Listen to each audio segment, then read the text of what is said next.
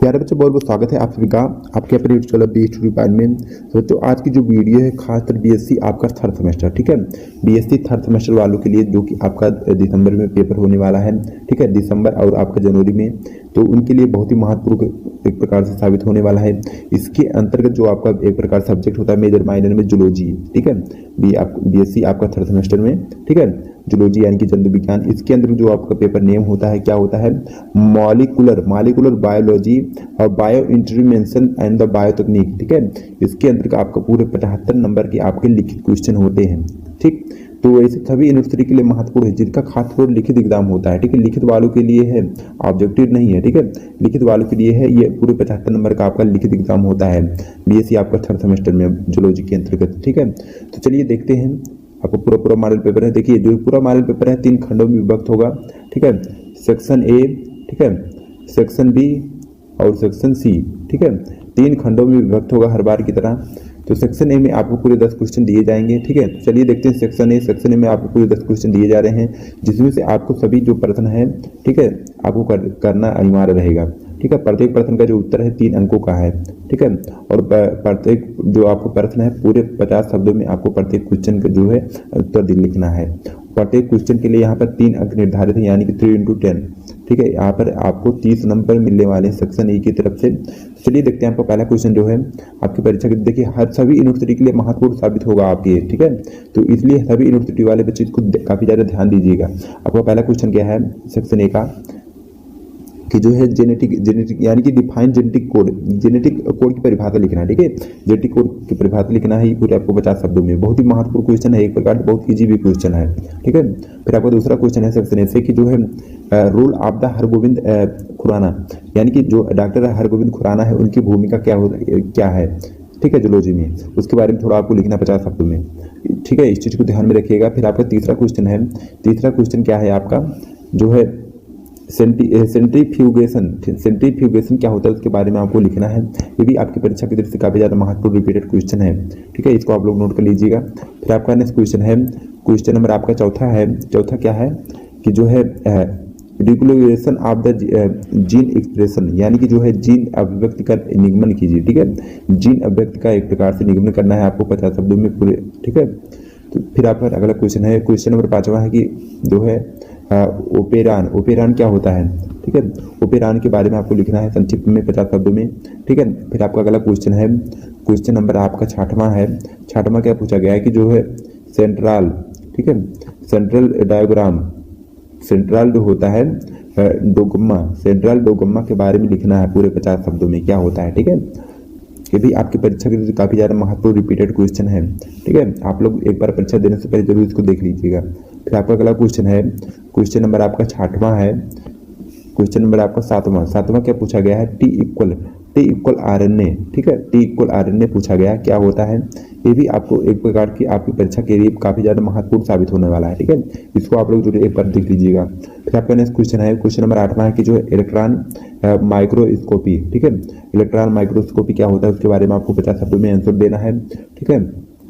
फिर आपका next question है, क्वेश्चन नंबर जो है आपका 9वां है, एक प्रकार से कहें तो सेक्शन ए से प्रोटीन संश्लेषण, ठीक है। प्रोटीन संश्लेषण क्या होता है उसके बारे में आपको लिखना है 50 शब्दों में, ठीक है। कहीं ना कहीं अभी आपकी परीक्षा की दृष्टि से काफी ज्यादा महत्वपूर्ण रिपीटेड क्वेश्चन है, ठीक है। इस चीज को नोट कर लीजिएगा। फिर आपका अगला और आखिरी क्वेश्चन है सेक्शन ए से, जो है टीएलसी क्या होता है, ठीक है। टीएलसी क्या होता है 50 शब्दों में आपको आंसर देना है, ठीक है। फिर आपका अगला सेक्शन है सेक्शन बी, ठीक है। सेक्शन बी में आपको देखिए 6 से 7 क्वेश्चन देखने को मिलेंगे, जिसमें से आपको केवल 4 प्रश्नों के उत्तर देना है, ठीक है।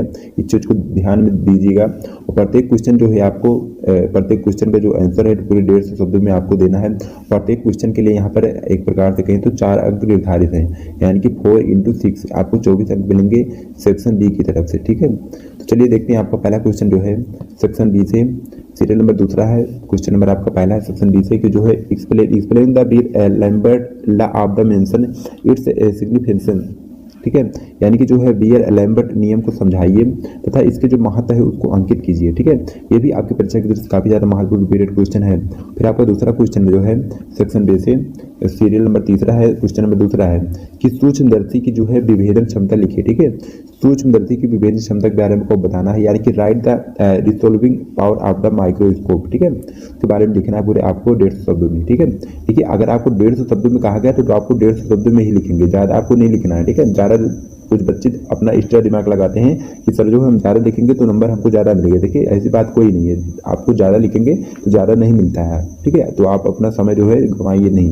ठीक है, फिर यहाँ पर अगला क्वेश्चन है, क्वेश्चन नंबर जो है तीसरा है, सेक्शन बी की तरफ से क्या पूछा गया है कि जो है एलिसिया तकनीक क्या होता है उसके बारे में आपको लिखना है। ठीक है, फिर आपका अगला क्वेश्चन है, क्वेश्चन नंबर चौथा है, सीरियल नंबर 5वां जो है क्या पूछा गया है कि जो एक प्रकार से प्रोकैरियोटिक तथा यूकैरियोटिक राइबोसोम के बीच अंतर। ठीक है, दोनों के बीच की आपको डिफरेंस लिखना है, दोनों के बीच अंतर। ठीक है, पूरे आपको 150 शब्दों में।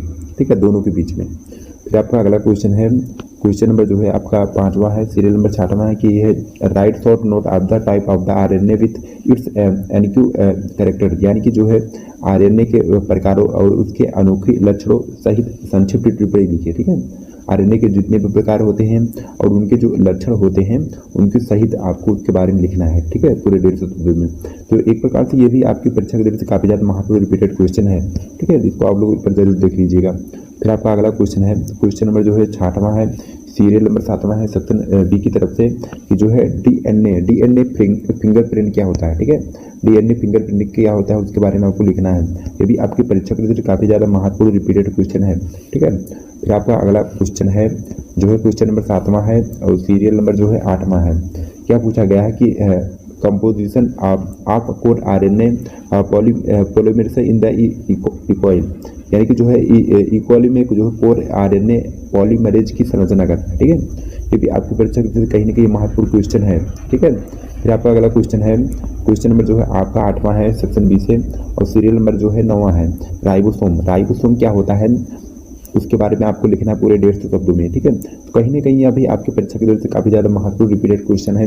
आप लोग देखिए, हम आपको सेक्शन ए से 10 क्वेश्चन बता रहे हैं जिसमें से आपको आपकी परीक्षा में जो है 4 से 5 क्वेश्चन बड़ी आसानी से मिल जाएंगे। ठीक है, इसलिए कहते हैं बच्चों आप लोग परीक्षा की तैयारी अच्छे ढंग से कर लीजिएगा। ठीक है, फिर आपका अगला सेक्शन है सेक्शन सी, यानी कि एक प्रकार से कहें तो खंडसा में आपको जो है आपको 4 प्रश्न दिए जाएंगे जिसमें से आपको केवल 2 प्रश्नों के उत्तर देने हैं।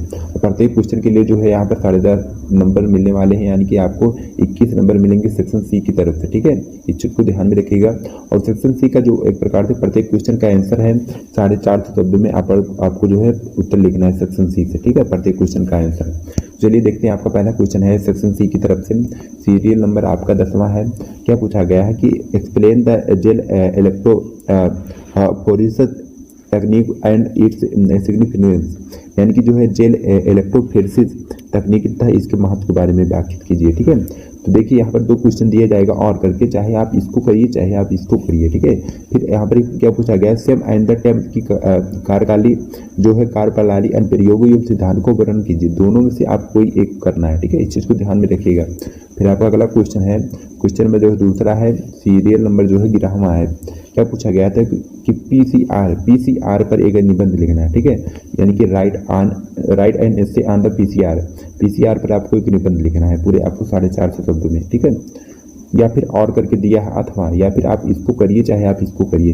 Explain the process of the transcription in the prokaryotic, यानी कि एक प्रकार प्रोकैरियोटिक में अनुलेखन प्रतिलेखन की जो है प्रक्रियाओं के बारे में आपको समझाना है। चाहे आप इसको करिएगा चाहे इसको करिएगा, आपको सेक्शन सी की तरफ से जो है 2 प्रश्न करने हैं केवल, है फिर 4 प्रश्न दिए गए हैं अथवा करके आपको केवल 2 ही प्रश्नों के उत्तर दिए नहीं होंगे। ठीक है, तो बच्चों वैसे सभी यूनिवर्सिटी के लिए महत्वपूर्ण साबित होगा जिसका खासतौर लिखित परीक्षा होती है। ठीक है, तो बच्चों आज के लिए इतना ही। वीडियो पसंद वीडियो को लाइक से सब्सक्राइब करिएगा। फिर मिलते हैं नेक्स्ट किसी वीडियो में, तब तक जय हिंद, धन्यवाद।